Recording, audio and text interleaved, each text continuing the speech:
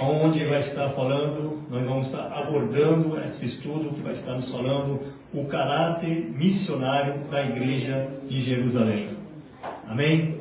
Então eu creio que é um estudo muito importante, onde nós vamos estar convidando aqui o nosso amado irmão presbítero Lucinar. Esta noite ele vai estar nos dando esta aula aos nossos corações. Amém? Eita glória!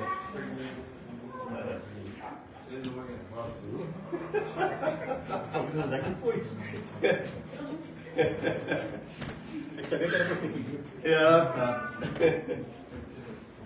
Glória a Jesus. Amém, queridos. Cumprimento a todos com a paz do nosso Senhor Jesus Cristo. Amém, amada Igreja do Senhor. Amém. Glória a Jesus.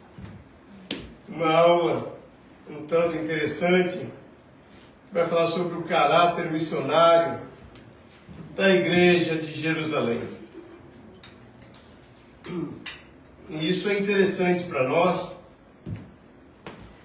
porque o que nós temos muitos visto nesses últimos tempos, não é só muitos cristãos, muitas igrejas, mas será que nós refletimos o caráter da igreja? Não é? Porque isso é interessante, quando se trata de caráter vai dizer para nós que é um conjunto de traços morais e éticos que define a maneira como uma pessoa pensa, age e se relaciona com os outros. E está diretamente ligado à integridade, honestidade e à responsabilidade do indivíduo. O aspecto do caráter fala da moralidade, que se refere aos valores que orientam o que a pessoa considera certo ou errado, a conduta de como alguém se comporta diante de situações, especialmente quando ninguém está olhando, e a consistência de pessoas de caráter mantém seus princípios mesmo sob pressão ou tentação.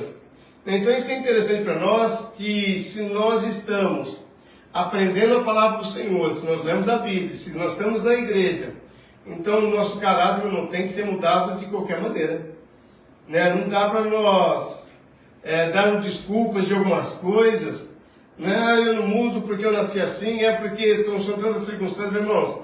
Se nós estamos para refletir a glória do nosso Senhor Jesus Cristo, ou se nós estamos para se parecer com Ele, então o nosso caráter tem que ser mudado. Como que era o caráter de Cristo? Não é? Então nós vamos refletir aqui nisso, dos missionários, e como falar sobre o caráter da igreja, nada melhor do que já começando a falar do caráter. E a lição dessa semana destaca para nós a consciência missionária que havia nos cristãos de Antioquia da Síria. E essa é uma consciência que poucos nós na igreja temos. Não é algo que é muito falado da igreja, sempre se fala, mas poucos têm essa consciência de nós fazermos a obra missionária. Talvez alguns pensem, mas ainda não é meu tempo para ir para lá ou para cá, meus irmãos. Onde tiver um coração, um homem, uma mulher, ali é uma obra missionária. Então não precisamos ir tão longe. Só porque aqui na frente da igreja vai passar um monte de gente aí. E aí a japonesinha que está aqui, a nossa brasileirinha, que fala de Nihongo, quer bater. Não é? Já começa a pregar para a japonesada aí. Então nós vemos que uma das características que se destacavam nessa igreja era a intrepidez dos irmãos para testemunhar acerca do Evangelho, apesar do pouco conhecimento que possuíam sobre as verdades fundamentais da graça. Ou seja, nós vemos muitas pessoas que dizem, eu não sei pregar, eu não sei falar, meu irmão. Nós vamos ver aqui que os irmãos aqui também não sabiam. Depois chegaram alguém com mais conhecimento para ajudá-los. Mas até então, meu irmão, Jesus te ama, glória a Deus, quer saber mais, vamos lá com o pastor. Não é? Mas já não sei, meu irmão, vai falando que Jesus é bom, que Ele está aqui para salvar. Então nós vemos que mesmo assim Deus usou o entusiasmo deles, o seu compromisso com as Escrituras Sagradas, para fundar uma das igrejas mais importantes do Antigo Testamento. Atos 11, 21 vai mostrar para nós. E o poder do Senhor estava com eles. E muitas pessoas creram e se converteram ao Senhor. O texto áudio, Fernandinho, lê para nós, não é legal, Fernandinho? E havia entre eles varões de Chipre e de Cirene, os quais, entrando em Antioquia, falaram aos gregos, anunciando o Senhor Jesus. Amém. Então nós vivemos em um tempo em que a igreja é desafiada a sair de suas fronteiras e alcançar, né, os que ainda não ouviram a Cristo. Aí eu estava meditando enquanto eu estava preparando essa aula, né, nós vemos muitas igrejas grandes ou muitas igrejas pequenas, não é, concentradas em si mesmo. Isso é interessante porque se nós olharmos para a maioria das igrejas, se ela estivesse unida no corpo onde ela estava antes, né, unida na igreja mãe em qual ela nasceu, sabe que a obra missionária não estaria bem maior? Diante de tantas divisões que já fizeram nas obras, né, nas igrejas. Então, se essas igrejas, em vez de terem se dividido, se elas estivessem junto, com uma opção de trabalhar mais, de evangelizar mais, de investir mais na obra missionária, sabe que a obra missionária não estaria bem mais ampla do que está hoje?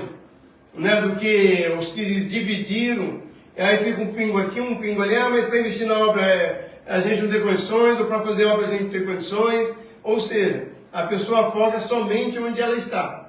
Né? E assim estava a igreja de Jerusalém, focada só neles. Depois eles foram dispersos para fazer a obra.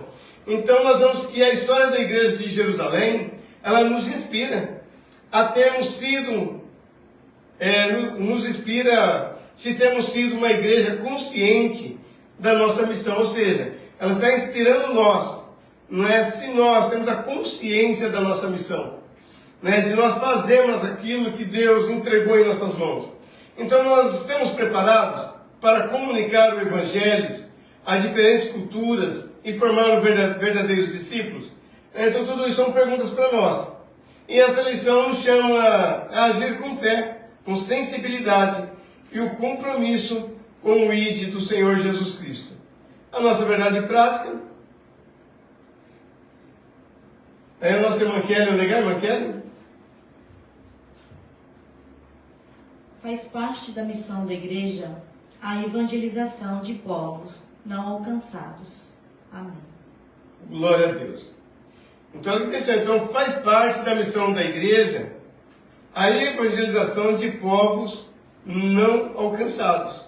A missão da igreja, ela não é opcional, né? Nós temos como uma opção de nós fazermos ou não fazermos. Mas, na verdade, nós somos chamados para nós rompermos as fronteiras, né? Não somente estar aqui, mas atravessar culturas, levar o nome de Jesus até os povos que ainda vivem sem jamais ter ouvido o Evangelho de Jesus Cristo. Então, ou seja, tem muita gente que ainda não ouviu falar do Evangelho de Jesus Cristo. Tem muita gente que ainda não conhece de falar do nosso Senhor. Então nós vemos que essa é a missão da igreja, a missão nossa, né, de nós que estamos aqui. Mas para isso, cabe a cada um de nós nos unirmos para fazer essa tal obra. A nossa leitura bíblica em classe, que se encontra em Atos capítulo 11, do versículo 19 ao 30, o nosso querido irmão Marcos pode ler para nós, meu querido? Atos 11, 19 e 30, né? Isso. E os que foram dispersos pela perseguição que sucedeu por causa de Estevão, caminharam até a Fenícia, Chipre e Antioquia, não anunciando a ninguém a palavra, senão somente aos judeus. E havia entre eles alguns varões de Chipre e de Cirene, e os quais, entrando em Antioquia, falaram aos gregos, anunciando o Senhor Jesus. E a mão do Senhor era com eles. Grande número creu e se converteu ao Senhor.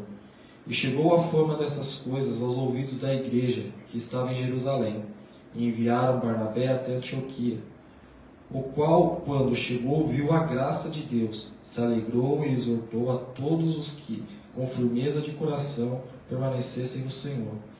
Porque era o homem de bem, e cheio do Espírito Santo e de fé, e muita gente se uniu ao Senhor. E partiu Barnabé para Tarso, a buscar Saulo, e achando-o, conduziu para Antioquia. E sucedeu que, todo um ano, se reuniram naquela igreja e ensinaram muita gente. Em Antioquia foram os discípulos pela primeira vez, chamados cristãos. Naqueles dias desceram profetas de Jerusalém para Antioquia. E levantando-se um deles, por nome Ágabo, dava a entender pelo Espírito que haveria uma grande fome em todo o mundo. Isso aconteceu no tempo de Cláudio César.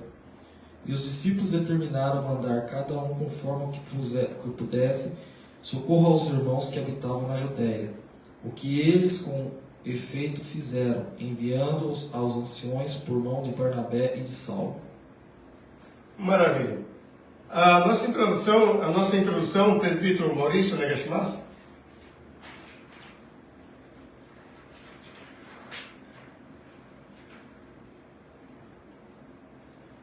Introdução.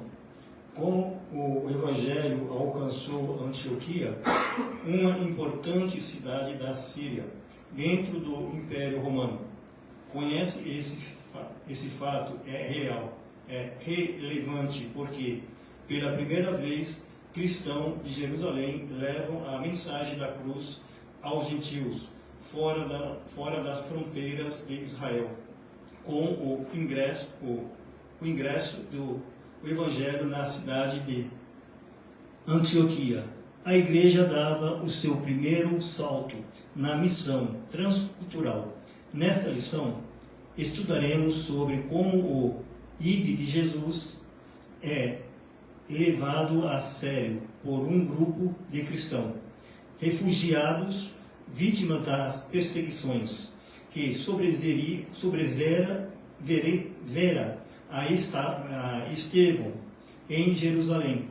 Esse crente, mesmo sendo leigo, possuíam uma forte consciência missionária e, quando perseguido, não escondia a sua fé, mas a compartilhavam,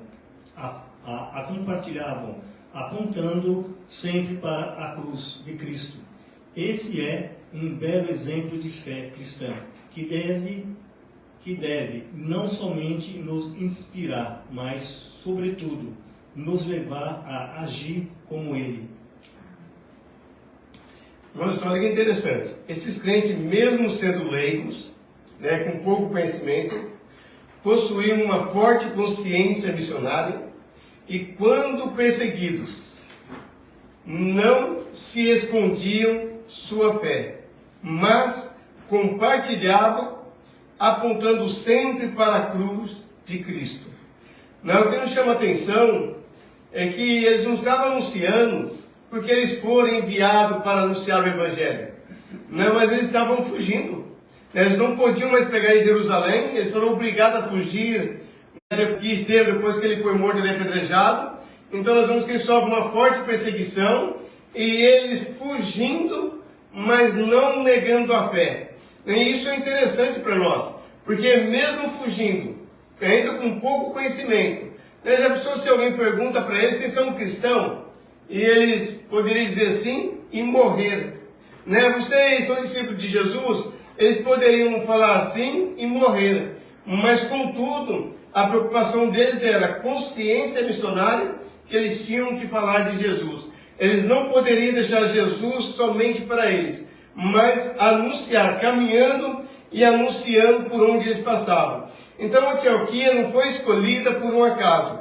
Localizada na Síria romana, ela era a terceira maior cidade do Império, centro cultural, comercial, onde correntes filosóficas, religiosas se cruzavam diariamente. Então foi ali, nesse ambiente plural e pagão, que o Evangelho rompeu as fronteiras e alcançou os gentios pela primeira vez, de forma consciente. E o texto 11 de Atos mostra para nós, o capítulo 11, nos mostra que a missão da igreja não nasceu por um plano humano. Ou seja, eles não planejaram a ir lá e fazer a obra. Não é, por exemplo, hoje o nosso ministério, se for investir numa obra missionária, ou for mandar algum missionário para algum país, ou seja, nós vamos planejar como vai fazer. Um monte de planejamento. Mas aqui eles não planejaram. Eles saíam e iam, falando da sua fé, iam pregando, e eles decidiram chegar então até Antioquia. Então nós vemos que não foi um plano deles, mas a Bíblia mostra para nós que foi o agir do nosso Senhor, que a Bíblia mostra para nós que a mão de Deus estava sobre eles. Então, quando a mão de Deus está sobre a igreja, sobre o teu povo, meu irmão, o Senhor, ele age em favor da tua igreja para que o seu evangelho seja proclamado. Então, nós vemos que o que parecia uma tragédia, não é, da morte de Estevão, tornou-se uma oportunidade para eles irem pregar o evangelho, né, para outros que ainda não conheciam. Ou seja, transpondo a cultura onde eles estavam. Por exemplo, como nós aqui no Japão também. Então, ou seja, o evangelho do Senhor, ele é transcultural. Né? Ele não é somente para uma cultura, né? Mas ele, meu irmão, ele atravessa as culturas. Então, isso é importante. Nós temos a consciência disso.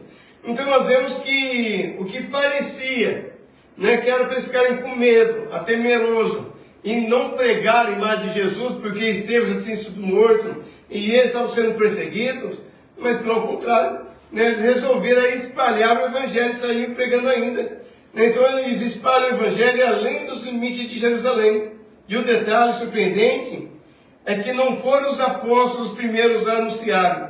Nós lemos o texto que depois eles foram para lá. Né? Depois alguns dos nossos irmãos, né, dos nossos apóstolos foram para lá, mas até então, sabe quem que era? Vou dar um exemplo aqui. Por exemplo, a Sarinha, não é? A Kete, a mãe dela. Não foi o pastor, o presbítero, os diáconos, não é? Mas foram as pessoas simples, como muitos costumam dizer, né, na igreja, porque eles não têm um cargo no ministério, né, mas foram os irmãos que saíram pregando. Irmãos, então nós vemos que a mão do Senhor foi sobre a vida deles. Então não precisa ser necessariamente, porque hoje nós trocamos mais o quê? Não, o pastor, ele vai enviar o pastor fulano para tal obra. Não, o pastor vai enviar o presbítero para tomar conta daquela igreja, meu irmão. Hoje, nós temos visto muito acontecer somente em cima dos obreiros. Né? Os outros que poderiam estar servindo, né, que poderiam estar dizendo, eis-me aqui, Senhor, para ir, acabam não indo. E nem estou dizendo para uma obra fora da nossa nação japonesa aqui, não. Até mesmo para tomar conta de uma das nossas congregações.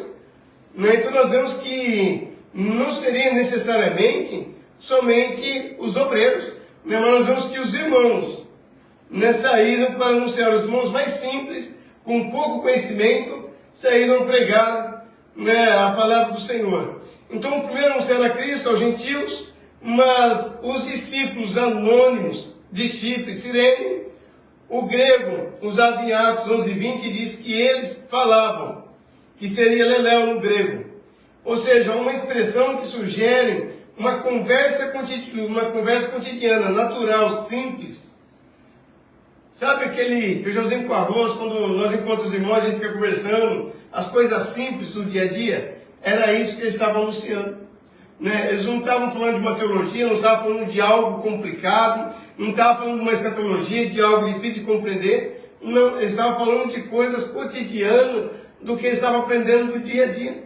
Né? Por exemplo, eu não vou nem perguntar o que foi pregado aqui no culto passado, né? Mas o que foi se aprender no culto de sábado e de domingo, às vezes a gente não sobe aqui na cantina e fica conversando as coisas simples que ocorreram na igreja, sobre a pregação. Era isso que eles iam fazendo. Nas coisas simples que eles entenderam, eles iam falando de Jesus. Né? Eles iam pregando, caminhando, conversando e falando de Jesus por onde passavam. Né? E dessa forma, eles foram evangelizando. Então a igreja de Jerusalém, mesmo enfrentando perseguições, não perdeu a sua essência missionária. Os cristãos dispersos pregaram com ousadia na cidade como Antioquia, levando o evangelho além das fronteiras de Israel. E essa expansão revela uma igreja viva, sensível à direção do Espírito Santo e comprometida com a ordem do nosso Senhor Jesus Cristo. Quer ir e fazer discípulos em todas as nações. Irmãos, a importância de nós pregarmos na palavra do Senhor. Às vezes nós nos empolgamos em querer pregar somente para a igreja, mas há necessidade de pregar a palavra para uma pessoa e ela pode fazer muita diferença.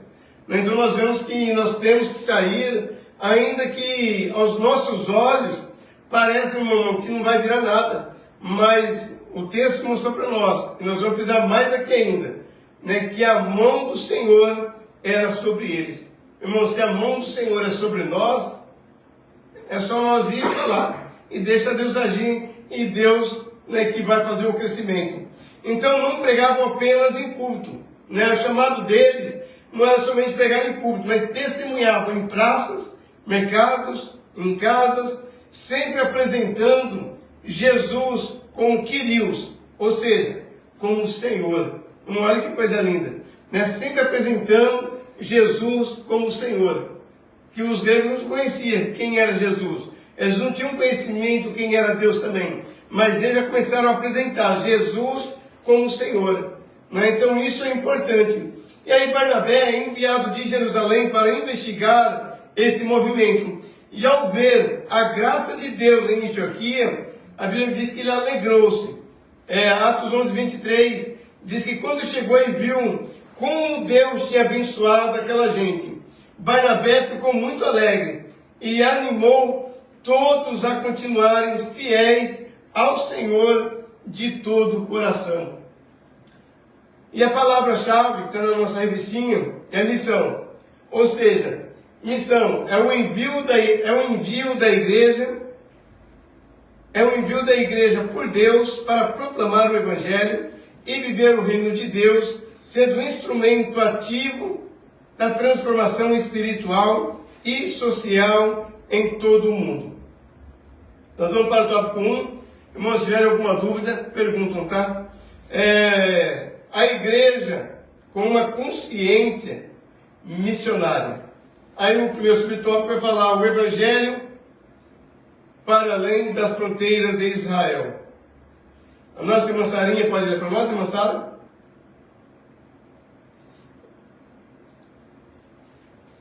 O Evangelho para além das fronteiras de Israel.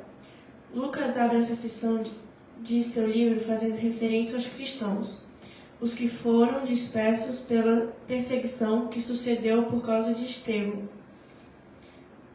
Eram judeus. Isso significa dizer que eles não podiam simplesmente usar o Antigo Testamento para provar que Jesus era o Messias comprometido.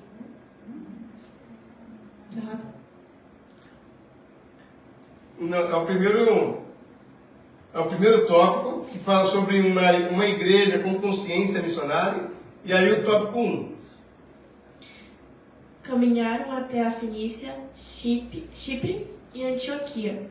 Observamos que essa passagem bíblica faz um paralelo com Atos 8:1-4, onde narra o início da perseguição em Jerusalém, que gerou a dispersão cristã. Assim como Filipe, que em razão da perseguição levou o evangelho à cidade de Samaria. Da mesma forma, esses crentes, que também faziam parte desse grupo de cristãos perseguidos, levaram o evangelho para além da fronteira de Israel. Então, olha que interessante, consciência, né, que é o que está falando aqui sobre o primeiro tópico, uma igreja com consciência missionária. Então nós vemos que consciência é a capacidade de perceber, de compreender e refletir sobre si mesmo, né, ou sobre o mundo ao seu redor e sobre as próprias ações. Então, ou seja, nós temos a consciência, por exemplo, se tem alguém necessitado na igreja, nós temos que ter a consciência que tem alguém necessitado na igreja. Não precisa alguém de lá de fora ligar para a gente, pessoal, tem uma pessoa na tua igreja que está precisando de ajuda. Ou seja, então nós temos que ter a consciência, né, do que está acontecendo na igreja, né, qual a necessidade, qual a situação, ou ainda que não seja uma situação de fome, ou uma situação financeira, mas a situação dela é emocional, espiritual, né, então nós temos que ter essa consciência. Né, então consciência é isso, é a capacidade de perceber e compreender e refletir sobre a si mesmo, isso de mim mesmo. Então eu tenho que ter essa consciência de mim. Não tem pessoa que a gente fala que é sem noção, né? Aquela pessoa sem consciência, ela não tem noção ou seja, ela não tem consciência, né, do que ela está fazendo. Né? Então quando a gente fala que a pessoa sem noção, na verdade ela tem consciência, ela só não está usando, mas ela tem. Né? Então a consciência, a capacidade de perceber e compreender e refletir sobre si mesmo. Não tem aquele que a gente fala assim, te manca, ou se toca, ou você não percebe não? Como que os jovens falam? Quando alguém está falando demais, fala alguma coisa, você não está percebendo que está já falando demais? Como vocês falam? Como você fala, Bia? O João tem um linguajar mais novo aí, ajuda nós aí, como é antigo. Ela falou fica quieto. Pronto. Tem consciência na hora de ficar quieto. Por exemplo, eu estou dando aula aqui, pô, né? Quem foi que falou ficar quieto? A Bia. É isso aí, por exemplo, estou dando aula aqui. Aí vocês três estão conversando, não tá, mas vocês três estão conversando. Aí, ou seja, vocês têm que ter consciência. Agora é a hora de vocês prestarem atenção na aula, e aí eu vou falar, ficar quieto. Né? Ou seja, vocês têm que ter consciência que agora é a hora de nós estarmos na aula. Não é? Tipo escola, vocês estão lá, vocês estão fazendo bagunça, você não vai bagunçar a aula não, né? Aí a professora fala, Bia, fica quieta, Bia. É isso aí. Então a pessoa ela tem que saber o momento. Não é que ela tem que saber o que está acontecendo no momento ali. Então ela tem que ter consciência. Então nós vemos que os irmãos eles tinham consciência do que eles tinham que fazer. Então uma igreja com consciência missionária não nasce em tempos de comodidade. Não é tão interessante? Uma igreja com consciência missionária, ela não nasce em tempos de comodidade, mas em cenários de prova. Ou seja, irmãos, são nas provações, né, que muitas vezes nós ficamos desesperados. Então nós temos que ter consciência no meio das provações, é que Deus está agindo, que as mãos do Senhor estão sobre o seu povo, né, e as coisas lá de romper as barreiras. Então foi exatamente isso que aconteceu após o martírio de Estevão. Lucas ele nos lembra que os que foram dispersos pela perseguição chegaram até Fenícia, Chipre e Antioquia, Atos 11 e 19. Aquilo que parecia uma derrota, né, transformou-se para o reino de Deus. Quando Jesus estava sendo crucificado, a aparência era do quê? De uma derrota. Não era isso que as pessoas imaginavam? Viu Jesus crucificado, né, ainda zombavam, né, diz que ia salvar a nação, salva a ti mesmo. Outros olhavam, falavam, poxa, o Salvador, né, nós tínhamos tanta esperança nele, o que todos tinham um olhar de derrota, para Deus ali estava nascendo a maior vitória que o povo de Deus poderia ter, ou seja, a maior vitória do mundo. Então a perseguição não calou a voz da igreja, apenas espalhou as suas sementes. Então isso é lindo para nós, porque a perseguição ela não vai vir para nos calar, mas para espalhar o evangelho mais ainda. Assim tem acontecido e assim será. Então o texto ele faz um paralelo entre Atos 8, de 1 a 4, onde a mesma dispersão levou Filipe a Samaria, né, que nós vimos ali o avivamento que aconteceu em Samaria, quando Filipe desceu para lá. Né, os irmãos chegaram, mais uma vez, os irmãos chegaram lá primeiro, e aí depois Filipe chegou. Filipe não foi. Os irmãos chegaram em Samaria, aí falou, Filipe, dá uma força lá para nós, porque a gente não está falar direito, não, ajuda nós lá. Ajuda lá, que a obra está grande. Aí Filipe foi descer lá. E aqui é a mesma coisa em Antioquia. Os irmãos chegam, Barnabé viu, gostou do que estava acontecendo, animou mais dentro dos irmãos, e depois, um pouquinho mais à frente, nós vamos ver. E aí vem ele, precisando ver que precisava de mais ensinamento. Aí quem que vai lá? Né, aquele que era o perseguidor da igreja. Né? Nosso irmão Saulo estava indo lá, né, para estar ajudando, trazer um ensinamento para a igreja. Olha a importância. Então aqui, né, ela ganha um novo sentido. Não apenas os judeus vivendo fora da terra, mas cristãos enviados involuntariamente, missionários de Cristo. Ou seja, não era propriamente os judeus ali, né, os apóstolos que foram para lá, mas foram servos involuntariamente, né, que desceu e foram pregando a Jesus Cristo. Então, o que os líderes religiosos pensavam, né, ser uma forma de sufocar, né, que os líderes, quando mandaram apedrejar Estevão, o que eles pensavam, nós vamos sufocar, agora eles vão ficar com medo, agora eles vão desistir. Meu irmão, ali só foi, né, como foi? Uma vitamina nos irmãos ali, para eles sair pregando o Evangelho, né, pregando com os ortiz, cheio do poder de Deus ainda. Então olha que coisa maravilhosa que aconteceu. E nós vimos nessa aula que teve sobre Estevão, os irmãos choraram, irmão. Quem que não chora na morte de um irmão? Todos nós choramos, não é? Mas aí vão ficar ali só chorando. Meu irmão, a obra tem que continuar. Choraram por um período, entristeceram, fizeram um enterro digno para ele, e bora pregar o Evangelho. Né? E assim vai ser. Assim vai ser até a vinda de Cristo. Então nós vemos que o verbo usado por Lucas em Atos 11, 19, caminharam, é dieto, que, ou seja, né, no grego quer dizer indicando um movimento contínuo, ou seja, eles caminharam, era um movimento contínuo, caminharam e pararam. Eles caminharam e iam até chegar onde tiveram que chegar. Então ele não andou em algum lugar, chegou num lugar, parou, pregou ali e ali ficou. Não, eles continuaram a pregar o Evangelho.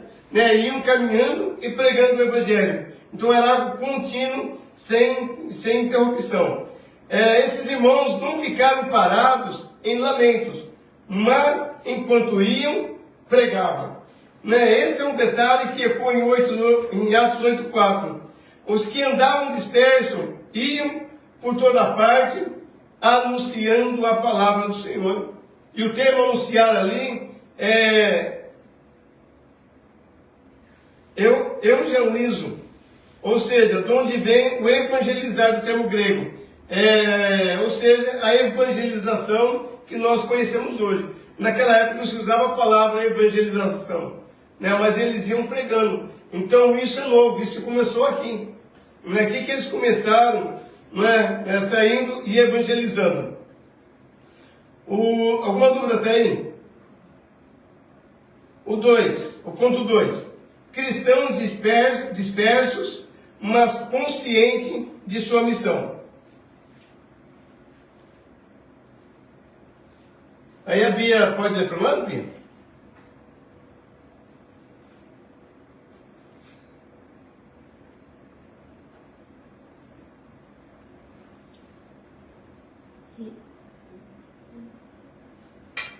Esses cristãos dispersados, após fugirem de uma perseguição feroz, não esconderam a sua fé.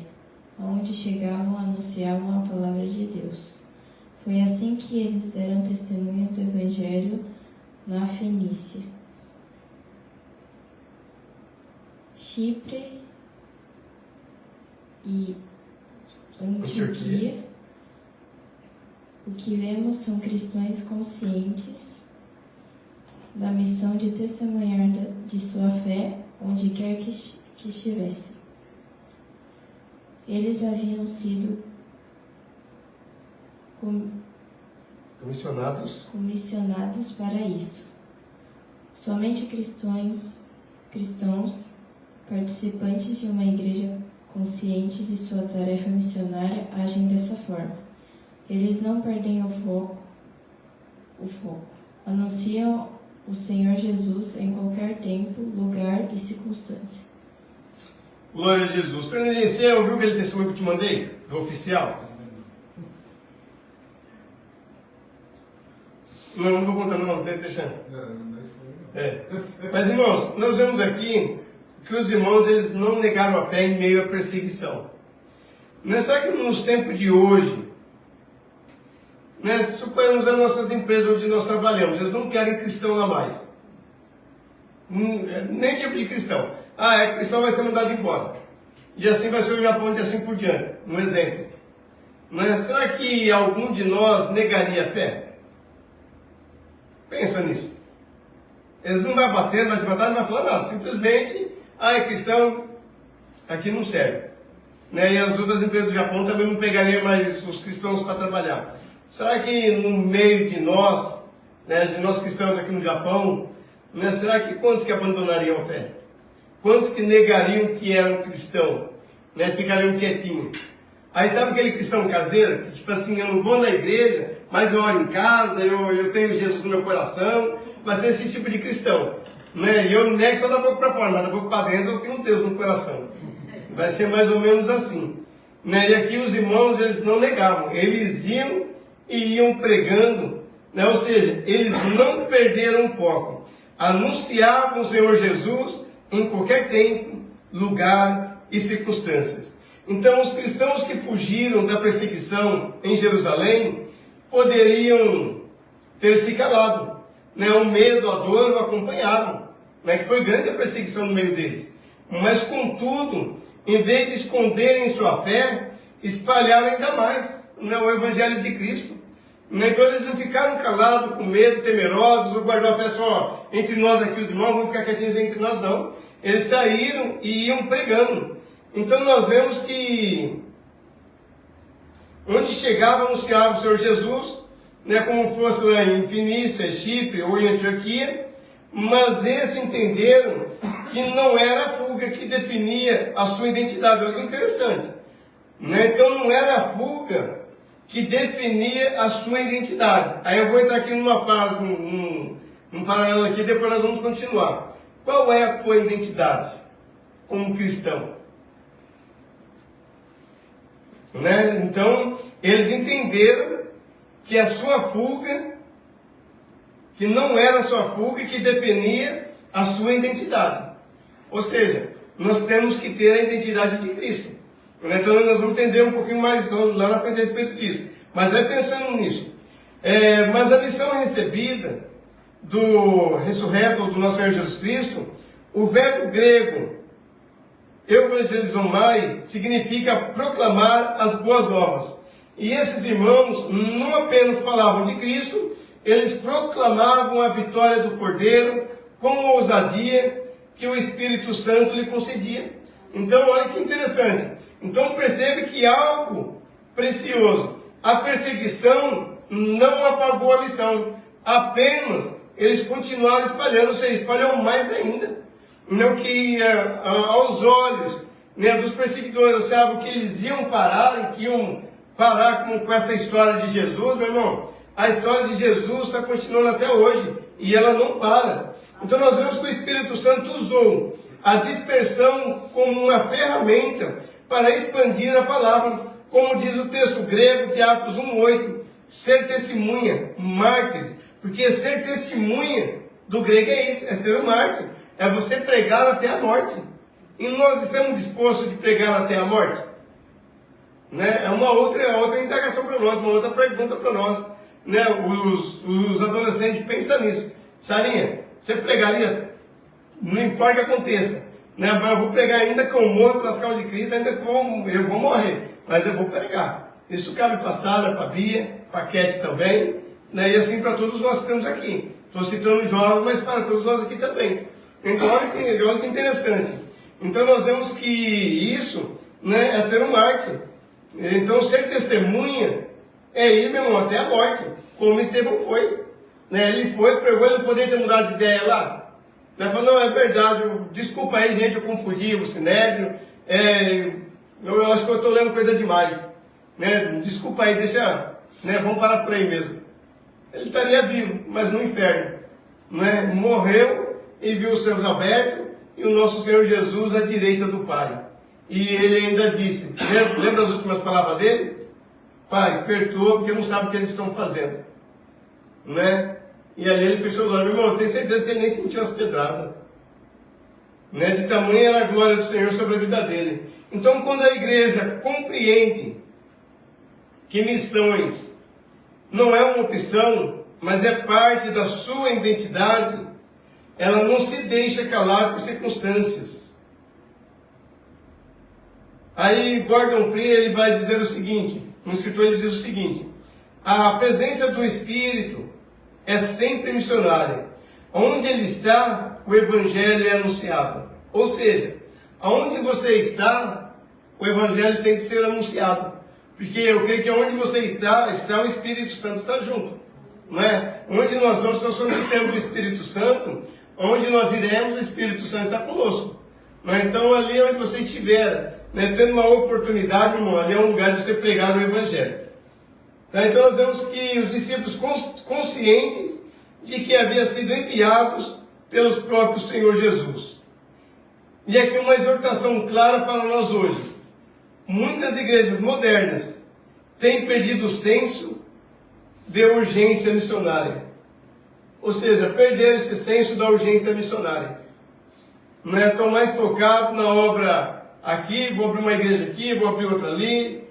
Eu me lembro, eu não vou falar uma denominação, embora tenha ela também fora do país, mas eu me lembro quando esse pastor ele estourou no Brasil, meu irmão, cada bairro tinha uma igreja dele. Aí depois, né, Deus usava a vida dele, não usava a vida de todos os obreiros, né? a vida de cura estava nele. Não é? Suponhamos aqui que o presbítero Amarildo, né, Deus usa ele em cura, em visões, e, enfim, né, em coisas profundas. Isso não quer dizer que ele vai abrir igreja ali no bairro de baixo, vai pôr um de nós lá, e isso vai acontecer lá também. Não vai acontecer porque Deus usava ele aqui. Não é? Então nós vemos que aí abriu uma igreja aqui, abriu o ocular, não é? Virou um homem muito rico, muito próspero, tem uma ou outra obrinha por aí, fora do país, mas quando se poderia mesmo, era investir ainda mais em obras missionárias. Na época do Covid, nós não paramos com a obra missionária, nosso ministério não parou, mas nós ficamos sabendo, né, de igrejas do Brasil que falaram para os missionários: ou vocês retornam para o Brasil, ou vocês ficam aí sem salário. Ou seja, não era para se esforçarem um pouco mais no Brasil em tentar manter os missionários fazendo a obra? Então olha que curioso. Eu estou falando de igrejas ricas, tá? Não estou falando de igrejas pequenas, né, de pouco poder aquisitivo. Igrejas de muito poder aquisitivo, mandando os missionários retornarem, ou fica ali onde estava, mas se vira aí. Arruma um trabalho por aí, porque o ministério não vai mais manter vocês por aí, porque a entrada baixou, isso foi normal em todas as igrejas. Meu irmão, mas será que não valeria a pena o esforço, se esforçar, né, até no último, para manter essas obras abertas? Então nós vemos que é o texto falando aqui, né, uma chamada para nós aqui, né, aqui essa exortação então clara, que hoje, né, muitas igrejas modernas têm perdido o senso da urgência missionária. O 3. Cristãos leigos, mas capacitados pelo Espírito. A nossa irmãzinha quente. Ela fica até assim, cabecinha baixa. Lucas destaca que dentre esses cristãos havia alguns que levaram o evangelho para Antioquia, capital das 3 cidades mais importantes do Império Romano. O texto deixa claro que foram esses cristãos comuns, fundadores da igreja de Antioquia, uma das mais relevantes e importantes do Novo Testamento. Eram cristãos anônimos e leigos. Eles não são contados entre os apóstolos, diáconos ou presbíteros. Contudo, eles foram usados por Deus para fundar aquele trabalho e foram bem-sucedidos porque a mão do Senhor era com eles. Conforme Lucas destaca, esse era o segredo que fez toda a diferença. O que fica em destaque, portanto, não era o ofício ou o cargo, mas a capacitação do Senhor. Os apóstolos eram extraordinários e os profetas excepcionais, somente porque sobre eles também estavam a mão do Senhor. Não é? Então, olha que coisa linda.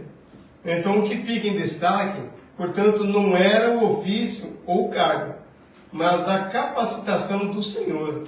Os apóstolos eram extraordinários, os profetas excepcionais, somente porque sobre eles também estava a mão do Senhor. Não é? Então, somente porque a mão do Senhor estava sobre a vida deles. Caso contrário, né, meros homens comuns como nós. E aí a história da igreja de Antioquia nos ensina algo precioso. Deus usa pessoas comuns para realizar feitos extraordinários. Né? Nós achamos que muitas vezes precisa de muita coisa, né, para Deus usar, meu irmão. Deus usa pessoas comuns, né, dentro do que ela é, do que ela conhece, do conhecimento que ela tem, né, da maneira do que ela pode buscar, do jeito, meu irmão. Se nós olharmos para os nossos pais da fé, eu estou falando de Abraão e Jacó, não. Estou falando dos nossos avós, né, que congregavam os crentes. Qual o conhecimento que eles tinham? Hoje, se eu perguntar para qualquer um dos irmãos, vocês vão ter algumas Bíblias diferentes em casa. Mas naquela época, os nossos irmãos eram uma Bíblia só que eles tinham. né? Eles tinham que buscar através de oração. Né? Eu achei interessante, eu vi um testemunho de um irmão esses dias, ele estava falando que ele é do tempo que o pai, para tudo, orava. Né? Vai mudar de casa, ele ora. Vai mudar de cidade, ele ora. E a igrejinha deles era pequena, e eles passaram por uma situação difícil financeiramente, igreja pequena, igreja nova. Era só o pai e a família que estavam congregando ali até então ainda. Mas aí um senhor generoso passou por aquela igreja e falou para eles se eles não queriam pintar a igreja, né? Porque viu que a igreja estava precisando de uma pintura. Eu falei, não, é verdade, a gente precisava fazer uma pintura assim, por favor, vamos fazer o seguinte, passa lá no meu depósito de material, o senhor escolhe a tinta que o senhor quer comprar, vê lá o rolinho, o que o senhor precisar, passa lá e pega e vem pintar a igreja. O irmão falou que o pai passou uma semana orando, pedindo para Deus que cor que ele iria pintar a igreja. Não é algo desnecessário, não é verdade? Mas o temor que ele tinha de pintar uma cor e Deus não gostasse. Não é, por exemplo, eu creio que o Amarildo, para fazer essa parede aqui de isoporzinho, ele não ficou olhando, Senhor, será que eu posso pôr? Não posso. Né? Ou igual eu para fazer o puto, modelo que eu queria fazer lá em Fukui. Senhor, será que eu posso fazer assim? Será que eu não posso? Né? É algo desnecessário de estarmos orando. Né? Mas nós vemos que o medo que o homem tinha de pintar de uma cor que não agradasse a Deus.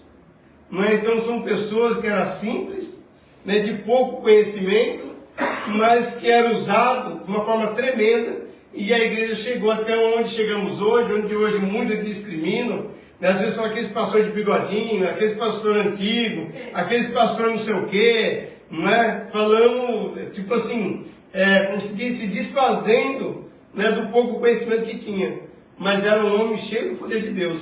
Hoje a igreja tem muito conhecimento e pouco poder, né? Nós temos bastante conhecimento, na verdade, mas não temos o poder que aqueles homens tinham da forma que eles eram usados. Meu irmão, qualquer igreja que se entrava antigamente, eu me lembro, eu era criança, eu ia com a minha mãe, né? Eu era criança de 6, 7 anos. Meu irmão, os milagres que aconteciam naquela igreja. Né? Então nós vemos que era pessoa de pouco conhecimento. Né? E hoje, verdadeiramente, as igrejas cresceram, bom ter bastante conhecimento. Não é? Mas nada mal também buscar um pouco de poder de Deus. Então nós vemos que os que buscam, né, os que Deus dá alguns dons, acabam se esquecendo do Senhor também. Então é algo que é perigoso. Né? Então o que deveria ser de agrado para o Senhor, acaba virando um escândalo depois. Então nós vemos que aqui, o evangelho naquela cidade cosmopolitana, influente no Império Romano, aí o 11:20 vai dizer para nós, e havia porém entre eles alguns ciprios e sirenenses, aos quais, entrando em Antioquia, falaram também aos gregos, anunciando o Senhor Jesus. E não eram os apóstolos, e nem os líderes reconhecidos, mas eram irmãos anônimos, aqueles que ninguém conhecia. Não eram irmãos anônimos, simples, que foram pregando a palavra do Senhor, que decidiram falar de Cristo em meio a uma cultura plural, cheia de deuses e filosofia estranha, como que no Japão. Não, o Japão é muito estranho, não é? Muitos deuses, a filosofia deles é esquisita. Ontem, segunda-feira, eu fui no dentista, aí estava com a camiseta minha, vermelha, que ela está escrito em japonês, inglês e português. A japonesa leu o versículo, falava que Jesus era o Salvador, e ela falou, Sugoi, mas eu não creio. Foi isso que ela falou, não foi, amor? Ela falou que é Sugoi, muito bonito, mas ela não consegue crer nisso. E aí faltou as irmãzinhas para fazer o suiaco lá para pregar para elas. Mas já leram o versículo, né? Já ficou evangelizado. Então nós vemos que detalhe fascinante, aqueles crentes não fundaram Antioquia por causa de títulos ou cargos, mas, como se tem aqui da igreja no Brasil, que cada parte é uma igreja, né? Ela foi fundada pelo nome da pessoa ali, não é pelo cargo que a pessoa exercia. Mas, né? Então elas não foi fundada por cargos ou por títulos, mas a mão do Senhor estava sobre eles. Jerusalém, Antioquia da Síria, alguns desses primeiros missionários cristãos foram a Antioquia, cidade de cerca, meu irmão, tanto que eles andaram, cerca de 480 quilômetros ao norte de Jerusalém, eles foram caminhando, andando e anunciando a palavra do Senhor. É chão, né? E nós de carro, Sarinha? É. Olha, eu ainda tenho um desconto, ainda dou 2 quilômetros. Quantos? 2. 2 dólares, tá vendo? Não é? Mas a gente anda de carro, meu irmão. Nós temos preguiça de sair e ir para algum ponto, para algum lugar, para nós fazermos um evangelismo, alguma coisa. Não é? Ou se o pastor pede para nós atender um chamado, uma igreja, só pelo fato de saber que, nossa, pastor, mas na segunda vou ter que acordar cedo, trabalhar o dia inteiro, né? É perigoso nós dizermos não, que não dá para ir, não dá para atender o chamado. Não é? Então nós vemos que os irmãos foram caminhando, né, perseguidos, vindo da morte de Estevão e anunciando a fé em Cristo Jesus. Né? Que exemplo desses irmãos para nós. Aí nós pregamos muito sobre Paulo, Pedro, né? Coisa linda a obra que eles fizeram. E a obra desses irmãos anônimos, que nem nome ficou registrado, né? Mas ficou escrito no livro da vida, nas histórias do Senhor. E a pessoa que glória quando chega lá, né? Os grandes achando que tem muito a fazer, aí vai chamar os anônimos que estavam em Jerusalém, contando da obra que eles fizeram. Não é? E aí nós achamos, meu irmão, que a obra é só para os grandes, que o galardão é só para os grandes, meu irmão. Todos nós, os pequenos, não, os anônimos, né? Todos nós. Às vezes as pessoas olham aqui, meu irmão, mas nós, diante de muitos, somos anônimos também. Não é? Diante de muitos conhecidos que tem por aí, nós somos anônimos. Né? Mas o que importa é nós falarmos de Jesus, né? E fazer a obra que o Senhor tem concedido a cada um de nós. Vamos lá. O segundo tópico vai falar sobre uma igreja com visão transcultural. Vai falar sobre a igreja helênica. Aí o tópico 1.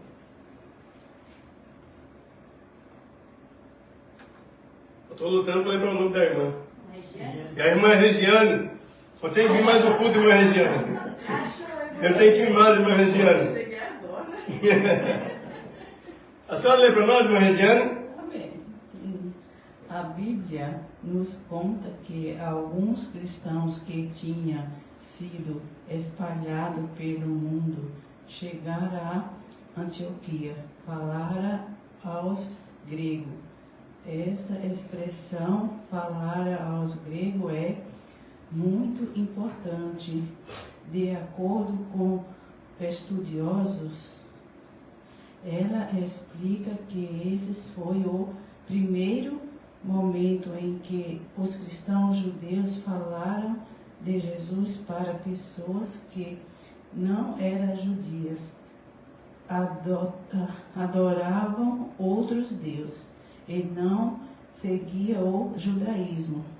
Isso mostra que a igreja começou a levar a mensagem de Jesus para além das fronteiras da Palestina, chegando a um mundo totalmente diferente, onde as pessoas não conheciam a fé judaica, ou seja, não eram judeus, que falavam grego, pregando para outros judeus da mesma cultura, mas cristãos, judeus que falavam grego, levando o evangelho a pessoas que não tinham nenhuma ligação com o judaísmo. Dessa forma, o que Jesus havia ordenado pregar o evangelho a todos criatura começou a se cumprir. Nós vemos que a narrativa de Atos 11 nos conduz a um momento mais decisivo da história da igreja. O evangelho cruzando as fronteiras culturais.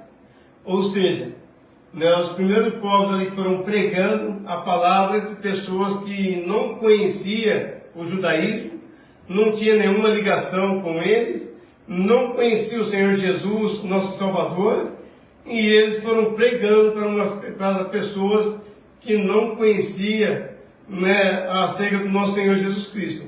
Então, dessa forma, Jesus, que narra aqui para nós. Então, dessa forma, o que Jesus havia ordenado pregar o Evangelho a toda criatura começou a se cumprir. O Evangelho cruzando as fronteiras, Lucas relata que alguns dos discípulos, ao chegarem a Antioquia, falaram também aos gregos, anunciando ao Senhor Jesus. Atos 11:20.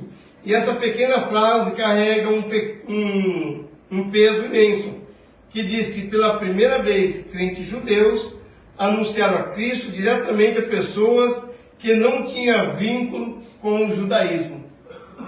Então nós vemos que isso é interessante para nós, porque eram homens e mulheres mergulhados no mundo helênico, ou seja, aí eu vou traduzir aqui para os irmãos aqui, que trata essa helênica, que o fundador da Grécia Antiga, o nome dele era Heleno.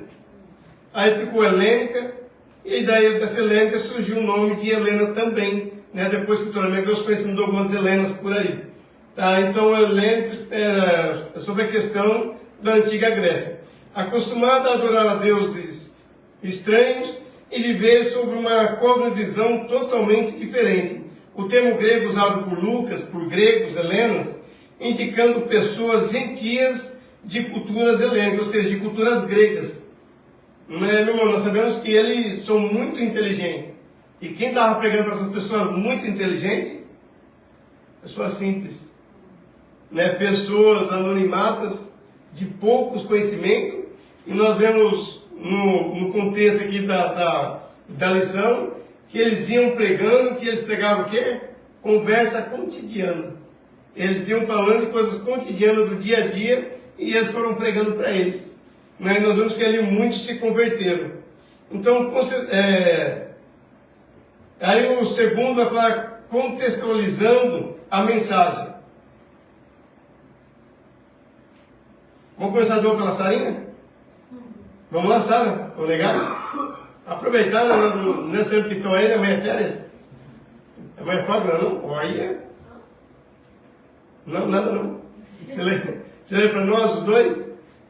Contextualizando a mensagem. Podemos ver aqui um exemplo de como os primeiros cristãos adaptavam a mensagem ao contexto em que estavam. Lucas nos conta que eles anunciavam o Evangelho do Senhor Jesus. O texto é curto e direto, mas esses cristãos estavam pregando para pessoas que não eram judias. Isso significa dizer que eles não podiam simplesmente usar o Antigo Testamento para provar que Jesus era o Messias prometido, porque isso não faria sentido para aquele público. Diferente dos judeus e samaritanos, que já esperavam o Messias, os gentios não tinham essa mesma expectativa.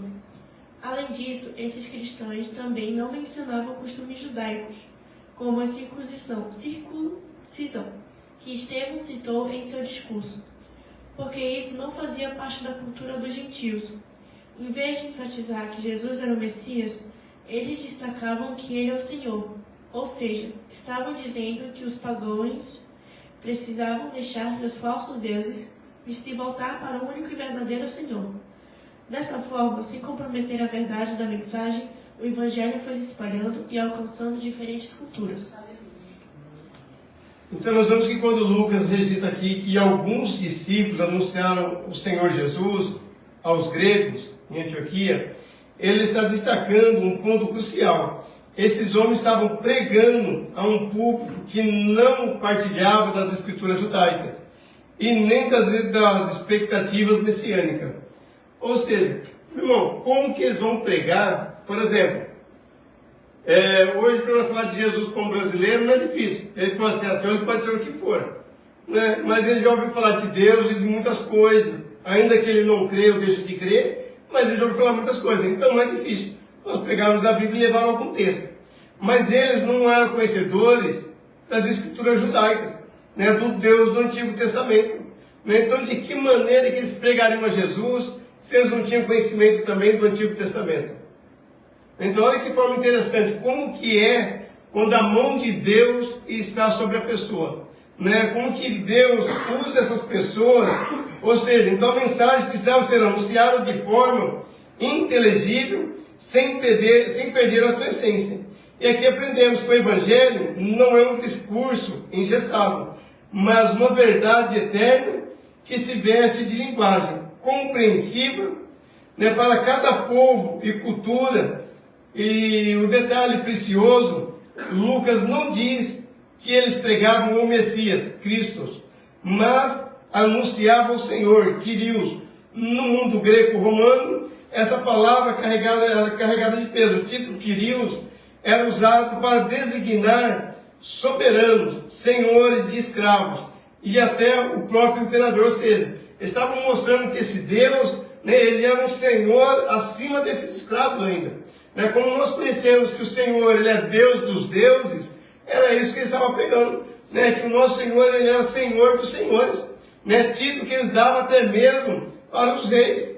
Então, proclamar a Jesus, o único Senhor, era confrontar o coração idólatra daquela sociedade e afirmar que todos os outros senhores eram falsos e impotentes, né? E hoje a gente fica assim, com cuidado para falar com um católico, que ele não deve, né, botar a fezinha no santinho dele, ou qualquer uma outra religião, né? A gente fica com cuidado, como se diz, pisando em ovos, né, para não ofender a pessoa. E eles chegam à autoridade do Senhor, pregando que o Senhor era Senhor sobre todos os deuses que eles conheciam. Mas, então nós vemos que coisa maravilhosa. E com certeza Deus usou a vida deles, embora o texto não mostra, mas eu não tenho dúvida que Deus tem realizado alguns milagres no meio deles também. Irmão, e algo que quebranta o coração das pessoas é o milagre. Quantas pessoas que nós vemos que são pessoas duras, né, não aceitam nem que ouvir falar de Deus, mas quando ela vê um milagre diante dos seus olhos, ela se quebranta.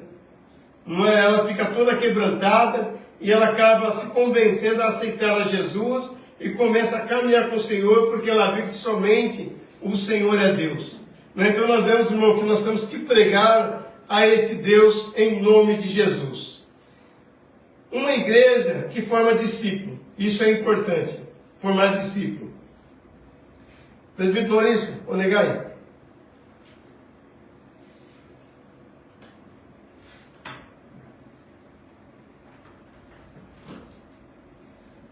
Uma base de discipulado.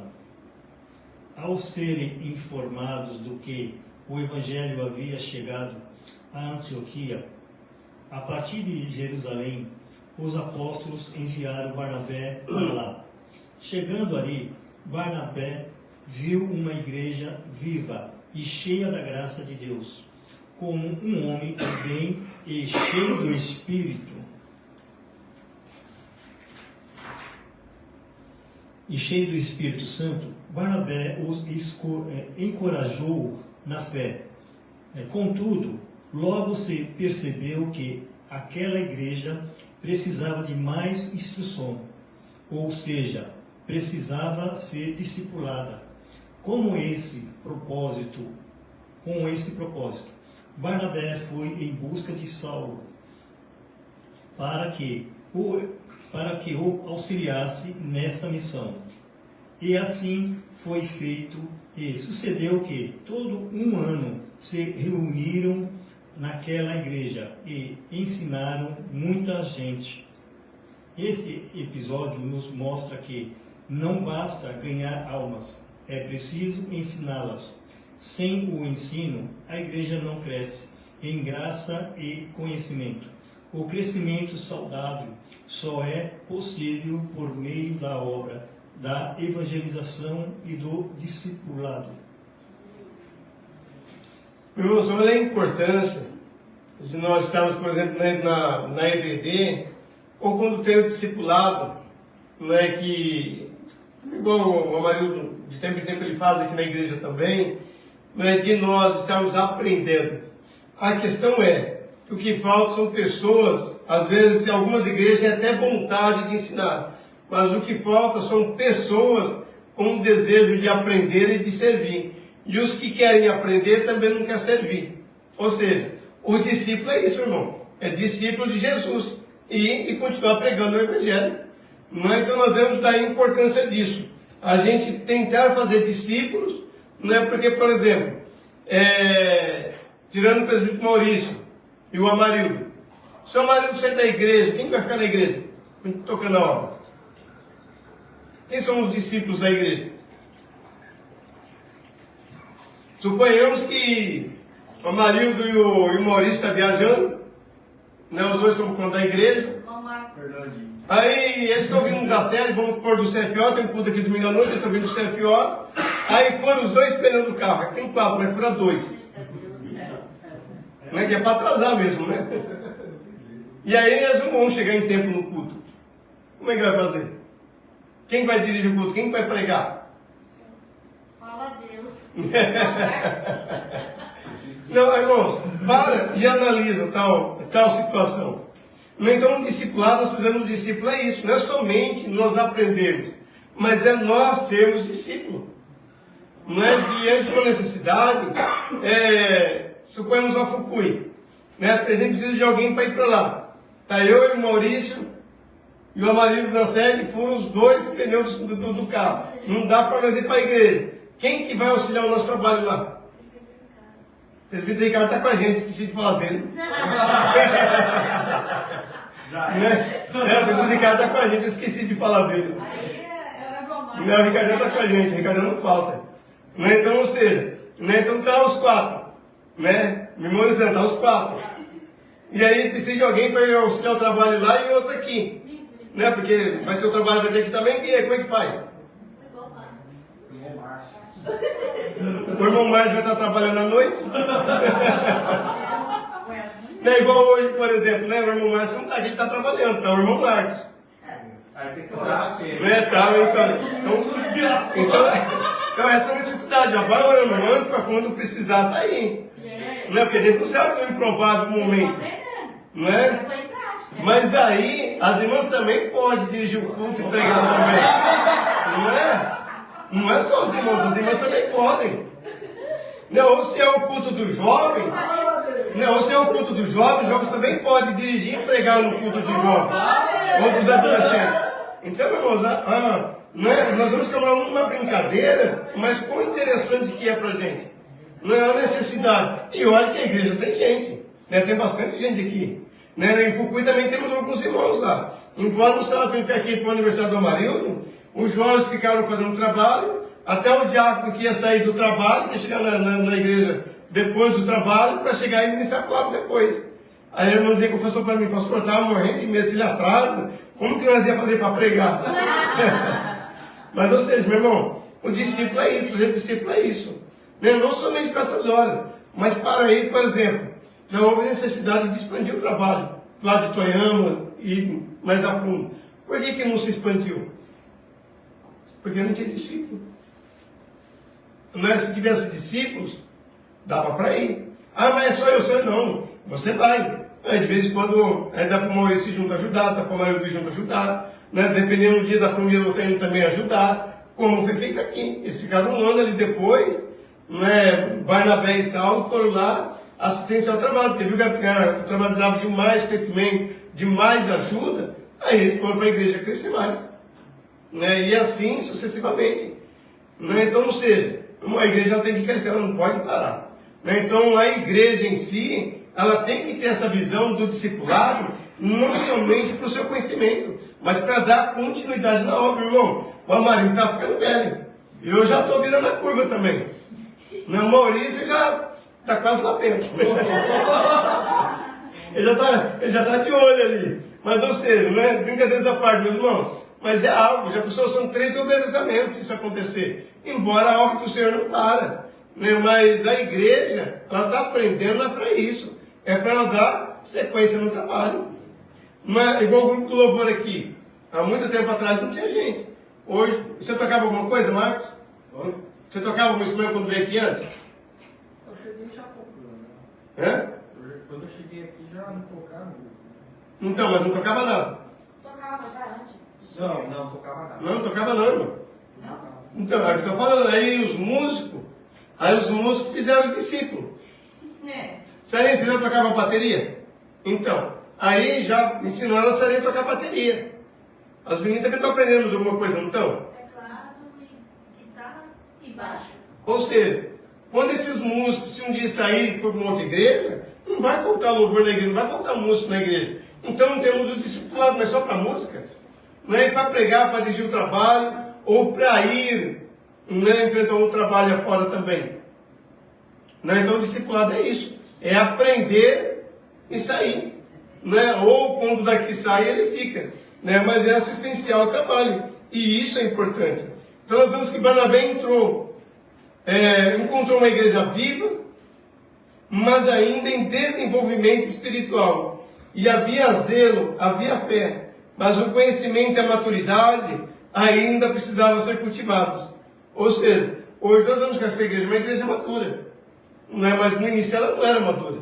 Ela começou como todas as outras. Um culto no lar, porque sempre presbítero. O culto no lar, como a maioria das igrejas começa, como a nossa também.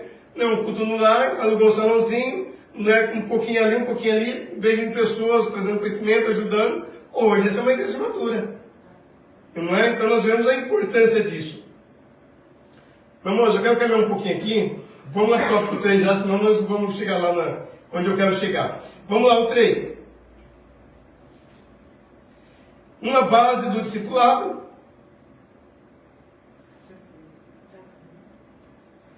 Aí nós vamos aqui no 2, denominados cristãos. Meu irmão, isso é lindo. Às vezes a gente fica chateado quando ele fala, aquele crentinho ali. Aquele ali é crentinho. Aquele lá é crente, A gente fica chateado, meu irmão. Atos 1:16 diz que eles eram conhecidos como crentes também. Então vamos lá. Irmã Kelly, denominados cristãos. Os cristãos de Jerusalém haviam sido chamados na igreja de irmãos, crentes, discípulos e santos. Também passaram a ser identificados tanto pelos de dentro da igreja como pelos de fora dela, como aqueles que eram do caminho. Agora em Antioquia são chamados de cristão. A termo cristão tem o sentido de pessoas de Cristo. Aleluia. Glória a Jesus. Ou seja, meus irmãos, tem pessoas que às vezes têm vergonha de chamar os irmãos de irmãos. Vocês três, quando estão juntos, e não estão na igreja, vocês chamam elas de irmã? Irmã, tem que chamar, Por quê? Às vezes vergonha de chamar de irmã. Por que vergonha? Olha, coisa linda está aqui, ó. A igreja dos irmãos, Então a igreja, os cristãos de Jerusalém haviam sido chamados na igreja de irmãos, depois de crentes, ou discípulos, santos também, e depois eram do caminho, e agora por fim Antioquia cristão, e agora nós evangélicos. Olha que coisa linda. Então nós vemos que no início os seguidores de Jesus eram conhecidos por vários nomes que refletiam a identidade e a sua prática. Lembra o segue da identidade? Se alguém estiver no trabalho, estiver andando por aí, qual que é a identidade que eles vão referir de você? Será que agora nós somos crentinhos? Se for crentinho, tá bom, irmão? Ainda que seja no pejorativo deles, mas pelo menos também nós somos crentes. Então, essa é a identidade. Qual que é a identidade que nós apresentamos para as pessoas lá fora? Porque a identidade é uma marca. Sabe como surgiu a identidade que hoje nós temos documento? Não fugiu o nome agora da cidade. Da cidade dessa época que eles mexiam muito com tintura, eles começaram a desenvolver as cores de tinta, que até então, esse marronzinho que nós conhecemos, o bege, e aí essa cidade começou a desenvolver as outras cores de tinta. Então havia muito comércio, muita troca, muitas vendas. Aí, ou seja, uma pessoa ia com um pedaço de prata, com o que ela tinha, comprava ali, ou trocava aquela prata com um balde de tinta, ou trocava um pedaço de ouro, alguma coisa, uma moeda, enfim. Mas aí, isso quem parava ali, Mas quem vem de longe, por exemplo, o Fernandinho, ele vem até aqui, aí ele fala para o presbítero, eu gostei ali do teu computador que está no carro lá, que é para mim arrumar, eu quero comprar ele. Mas eu tenho isso para trocar, mas não está na mão dele, está na casa dele. Ele vai ter que ir lá buscar. Então, para ele ir buscar, meu irmão, no meio do comércio, quanta gente que se passa? Quem que eu vou saber que reservou tal mercadoria? Então, o que eles faziam? Eles pegavam argila, aí a pessoa com seus dentes, mordia naquela argila e ficava a marca dos dentes ali. Ficava o molde dos dentes. A gente não faz isso quando nós vamos no dentista? Né? Que vai arrumar um dente, fazer alguma coisa, aí manda, você já mordeu essas massinhas, aquelas massinhas de catulinha? Glória a Deus, porque o dente de vocês é original. Né, irmã? Quando sair do original, vocês vão morder. Aí fica aquele molde. Então aí quando a pessoa ela voltava, aí o Fernandinho voltava na casa dele e vinha pegar a mercadoria, olha que eu resolvi pegar a mercadoria. Aí para eu saber se era ele, eu pegava o molde e dava para morder. Se os dentes dele encaixavam direitinho, era a identidade dele. Assim surgiu a identidade, documento nosso. Não é mais a identidade nossa como cristão. Qual que nós deixamos como identidade para nós? Como que as pessoas vejam a nossa identidade? Aquilo ali é crente? Mas nem aqui, nem nunca na vida. Aquele lá da igreja? Né? Aquele lá é cristão? Né? Então, ou seja, irmão, qual que é a nossa identidade? Né? Quando as pessoas olham e vê a gente. Né? Então, que identidade que as pessoas conseguem ver em nós diante disso? Isso é interessante para nós analisarmos um pouco a respeito disso. O que realmente, eu já estou falando aqui para o final do 3, tá? Nós não vamos nem fazer a leitura. O que realmente define um seguidor de Jesus é a vida transformada, a fé viva e as atitudes que ele reflete da presença de Jesus. Ou seja, o que eu estou refletindo? Estou trabalhando. Aí o camarada me enche a paciência, vai, e já solta um palavrão. Por exemplo, teve um amigo nosso, lá de Rio Buquê, não estava na nossa igreja, passou por um outro ministério, mas as pessoas conheciam ele como que era da nossa igreja. E aí uma mulher que trabalha na firma com ele, encontrou um dos nossos irmãos da igreja e falou assim, o fulano lá é da tua igreja? Falou, não, a mulher falou assim, o fulano lá da tua igreja, ele fala cada palavrão lá na fábrica, ele grita de longe, xingando os outros, falando palavrão, ele não é da tua igreja? Ou seja, como identidade de cristão, ele não é da nossa igreja, não mais. Ele saiu com o tempo parado, foi uma outra igreja e ele ficou assim. Então, ou seja, nós como cristão, o que a pessoa olha para nós, como que ela nos identifica? O que nós deixamos marcado, como nós falamos da marca do dente da argila, qual é a marca que nós deixamos quando as pessoas nos veem, quando ela conversa conosco, ou quando nós vamos fazer uma visita, ou quando a pessoa vai até a igreja, enfim, de alguma maneira, como que elas nos veem? Qual que é a marca que nós deixamos para essas pessoas? Então, algo que nós refletimos como a identidade, nós de cristãos, então isso é interessante para nós, pararmos um pouquinho e analisar qual que é a sua identidade. Será que na escola que vocês estudam, no nosso trabalho, quando os bichinhos estiverem no meio do mato lá, o Fernandinho, Ou seja, irmãos, como que as pessoas nos veem? Como que elas nos identificam? É algo interessante para nós. É aquela questão, eu não estou falando de perfeição, porque perfeito é só Jesus. Nós erramos, nós falhamos em algum momento. Mas eu creio que a pessoa tem que olhar para nós e ver nós mais como um servo de Deus, do que olhar para nós e falar, na igreja eu não vou mais nunca. Mas você é da igreja lá do fulano? Ou seja, é a identidade que nós deixamos. Então, só para nós refletirmos diante disso, que nós como cristãos, nós temos que pensar um pouco nisso. Porque a nossa identidade, muitas vezes, nós ganhamos as pessoas, não é por muito falar, mas são as nossas ações, as nossas atitudes. E é da forma que as pessoas nos veem, a nossa identidade, a nossa marca, que ela vai definir quem nós somos, se realmente nós somos servos de Deus ou não somos servos de Deus. Amém, queridos? E assim, nós fazemos mais essa lição de número 12, em nome de Jesus. Presbítero Maurício, meu querido.